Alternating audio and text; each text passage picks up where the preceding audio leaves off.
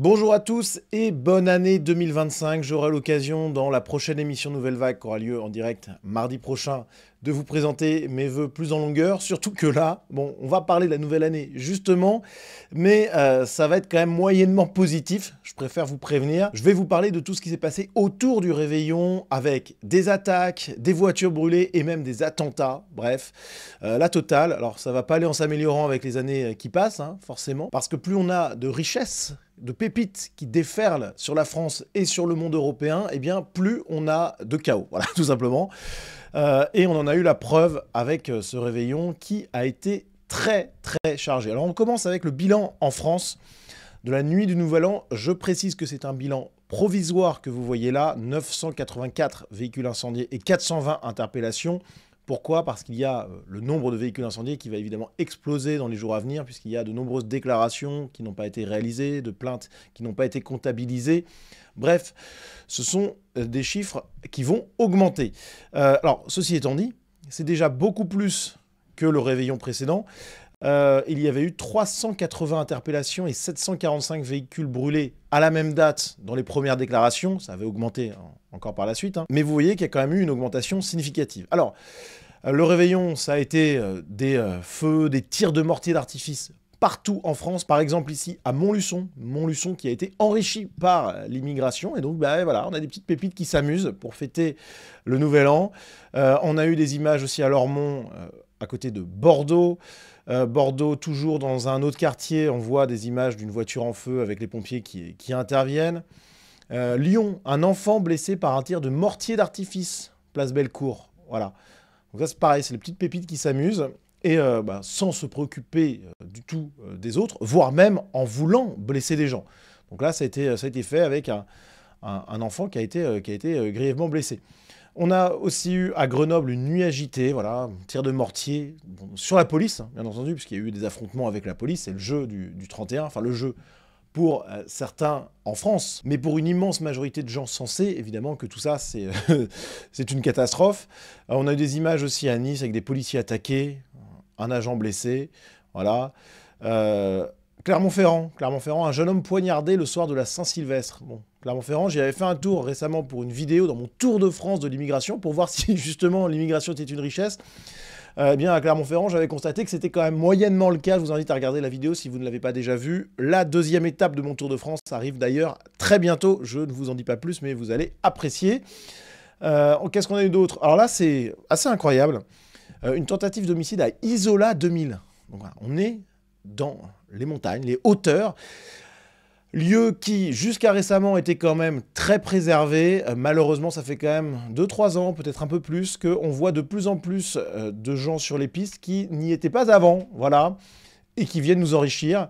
Alors là, je ne sais pas si c'est le cas, je ne sais pas si c'est une personne extra-européenne qui a blessé au couteau 3 autres personnes, mais en tout cas, c'est un mode opératoire qui fait écho quand même furieusement à celui de beaucoup de nos pépites.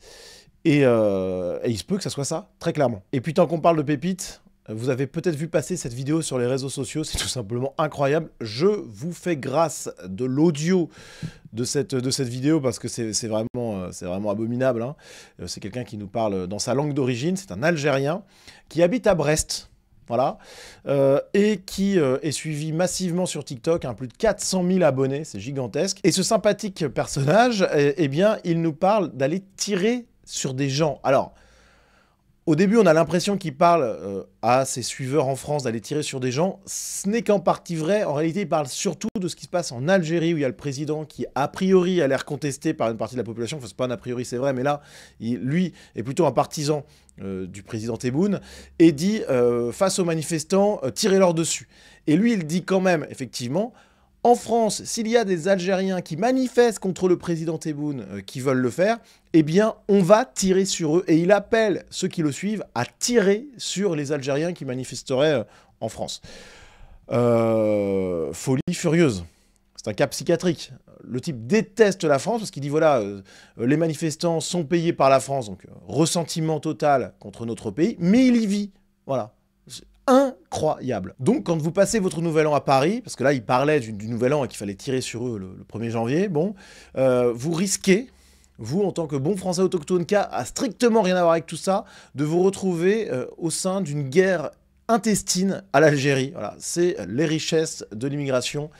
C'est tout simplement dingue, je n'ai pas d'autres mots. Mais les festivités extra-européennes des racailles ne se sont pas cantonnées à la France, c'est toute l'Europe qui a été touchée, à commencer par l'Allemagne, où ça a commencé tôt, le réveillon. Le 31 midi, eh bien, un Syrien, les fameux Syriens, qui s'est attaqué au hasard à des passants avec un couteau. Ses motivations sont encore inconnues. Bon, quelque chose me dit que ça a à voir avec la haine des Allemands, la haine des Européens, et peut-être même une petite pincée d'islamisme là-dessus. Ça serait pas complètement déconnant. Mais donc ça a commencé comme ça, le réveillon en Allemagne, et ça s'est poursuivi alors de manière complètement dingue. Pour le coup, j'avoue que je suis un peu dépassé. Les Allemands ont l'air d'être encore plus enrichis que les Français. Regardez ça. Une arme de guerre, hein, qui est utilisée dans les rues de Berlin. Vous voyez ça? Enfin, c'est juste complètement fou. On a des vidéos comme ça de gens qui tirent avec des armes à feu, qui balancent des tirs de mortier qui peuvent être extrêmement dangereux. Hein, voilà. Donc ça, c'est vraiment flippant. Regardez, quelqu'un qui tire, là on est dans une autre ville d'Allemagne, à l'arme automatique ou semi-automatique, je ne suis pas un expert, hein, mais il tire en pleine rue. Ouais, il est cagoulé hein, pour ne pas être reconnu, mais il tire avec une arme. Donc ce sont les festivités du Proche-Orient, du Maghreb, qui sont un peu immigrés chez nous. Voilà.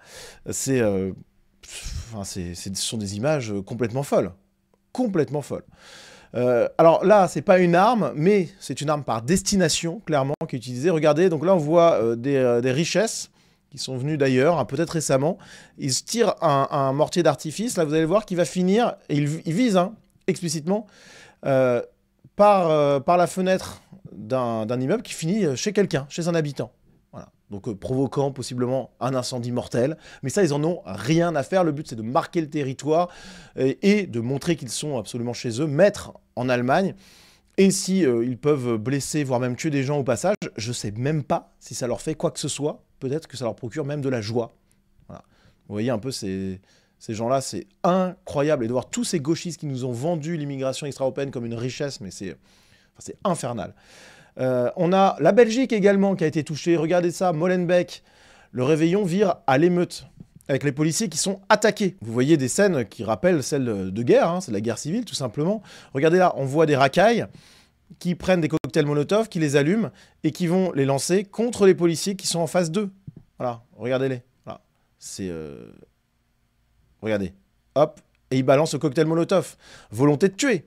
Volonté de tuer. Donc les petites racailles belges, c'est comme en France, c'est comme en Allemagne, c'est insupportable. Et regardez à Bruxelles d'ailleurs, plus de 5000 feux d'artifice saisis chez Moussa Erkan, candidat centriste aux dernières élections. Donc vous voyez tous ces mortiers qui peuvent blesser, qui peuvent tuer, qui peuvent provoquer des incendies. Eh bien à Bruxelles, il y avait un lieu de stockage, eh bien c'était chez un candidat centriste. L'assimilation, ça fonctionne quand même moyennement. Même ceux qui sont censés être candidats sur une ligne un peu macroniste, eh bien ça reste des gens qui sont marqués par le lien tribal, par leur appartenance ethnique, culturelle, avant toute autre chose. C'est ça qu'il faut retenir de cette info assez hallucinante, faut l'admettre. Et puis on a aussi eu l'Italie qui a été touchée par ça. On a vu des images en vidéo avec donc, le drapeau palestinien, le drapeau tunisien, et les propos tenus par ces extra-européens. Fuck you Italie, j'ai pas besoin de vous traduire. Hein. Donc là, on était à Milan. Et puis, on a eu en Italie aussi un réveillon tragique. Hein. 4 personnes qui ont perdu la vie à cause d'un migrant en Italie pour ce réveillon. Franchement, les images sont hallucinantes à travers l'Europe. Quel que soit le pays, quelle que soit la politique migratoire qui est choisie, que ce soit le laxisme belge ou le laxisme français ou un peu plus de dureté en Italie, eh bien, on a le même résultat. Partout où il y a des extra-européens, il y a le chaos qui s'installe. Voilà, que ce soit dans des quartiers en France, en Italie, c'est partout pareil. Je veux dire, c'est évident que là, on n'est plus dans des considérations sociales, économiques, des facteurs externes et compagnie. Il y a un ressentiment, une haine bio-civilisationnelle contre les Européens qui s'exprime ici. Et c'est un désastre absolu. Franchement, imaginez ce que serait l'Europe sans immigration extra-européenne. Ça serait un paradis. Ça serait peut-être pas parfait. Mais on va comparer à aujourd'hui, en tout cas, ça serait un paradis, c'est sûr et certain. Et c'est incroyable de voir que c'est une décision politique, cette idéologie de gauche qui a mené à cet enfer. J'espère qu'on va pouvoir en sortir, les amis. Un petit mot d'espoir quand même. Si les Européens se réveillent, on gagnera. Voilà. Il faut se réveiller. Et quand il adviendra, franchement, ça se réglera quand même assez rapidement et assez virilement, humainement, mais virilement. Alors on a parlé de l'Italie, de l'Allemagne, de la Belgique, de la France, mais c'est partout dans le monde européen au sens large que nous sommes attaqués. Voilà. Et on l'a vu aux États-Unis où il y a eu une attaque terroriste islamiste à la Nouvelle-Orléans avec 10 morts, 35 blessés, dont plusieurs très graves. Et un suspect qui a été abattu par les policiers, Shamsuddin Jabbar, qui, donc, dans sa folie meurtrière, a tué 10 personnes, et qui a revendiqué son acte au nom de l'État islamique. Donc ça, c'est assez clair, et c'était évident, parce que très vite... Alors, dans un premier temps, évidemment, les policiers ne savaient pas, voilà, c'était peut-être un événement isolé, etc. Bon, évidemment, ils avaient déjà des éléments qui montraient que ce n'était pas le cas, mais ils l'ont caché un petit peu. On a pu le voir notamment avec ce drapeau qui était retrouvé à l'arrière du pick-up, qui était un drapeau de l'État islamique. Donc c'était une signature qui était quand même très claire. Hein. Et aujourd'hui, vu qu'on a une vidéo du terroriste qui revendique cet acte comme un attentat au nom de l'État islamique, bon, il y a peu de doute sur la question, mais c'est absolument dramatique. Hein. Des images de chaos qui touchent les États-Unis. Des attentats islamistes aux États-Unis, il y en a déjà eu, mais c'est vrai qu'en France et en Europe de manière générale, on a été beaucoup plus touchés parce qu'on a beaucoup plus d'immigrés islamistes chez nous. Mais aux États-Unis, ça augmente de plus en plus cette population-là, donc on a ces attentats qui vont se multiplier malheureusement si rien n'est fait pour expulser un maximum de ces gens-là. Donc voilà, on a eu ça. Alors un petit rappel quand même, la statistique elle est incroyable. Selon LCI, hein, il y a eu 54 338 attentats islamistes dans le monde entre 1979 et mars 2024, avec 238 000 victimes. C'est tout simplement gigantesque.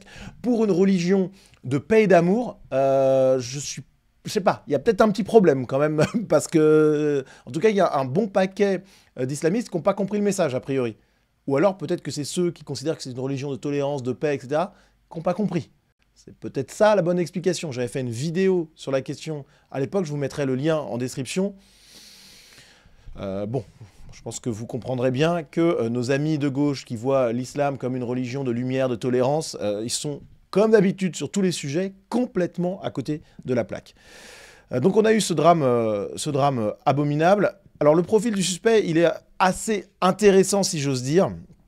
Parce qu'en réalité, alors c'est quelqu'un qui a fait l'armée, c'est un vétéran, c'est quelqu'un qui habitait au Texas, qui était bien intégré, enfin bien intégré en apparence évidemment, on le voit par exemple ici, là, il est sur une vidéo de présentation de son activité d'agent immobilier, vous voyez que, voilà, il porte un costume, il a l'air tout à fait normal, mais ça vous montre que cette idée d'assimilation, d'intégration, etc., tout ça c'est du vent.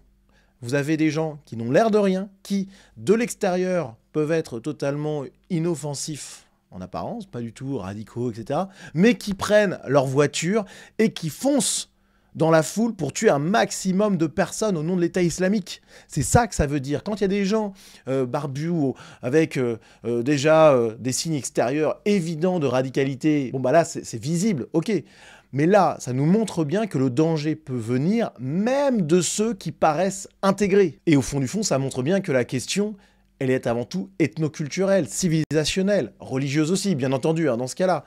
Mais il y a un ressentiment biocivilisationnel qui s'exprime là aussi, que ce soit dans les actes d'émeute à Bruxelles, dans les cris contre l'Italie et les policiers à Milan, ou ici à la Nouvelle-Orléans, on a le même ressentiment biocivilisationnel qui s'exprime en réalité, avec bien sûr l'appui de l'islam, hein, en l'espèce. Mais ça va quand même beaucoup plus loin que ça. Alors sur cet attentat aux États-Unis, nos médias français sont particulièrement illustrés. On a des spécialistes qui ont pris la parole. On a par exemple Claude Moniquet, spécialiste terrorisme et renseignement, qui sur CNews a déclaré à propos de cette attaque: il y a aux États-Unis une ultra-droite extrêmement violente et relativement puissante. Voilà.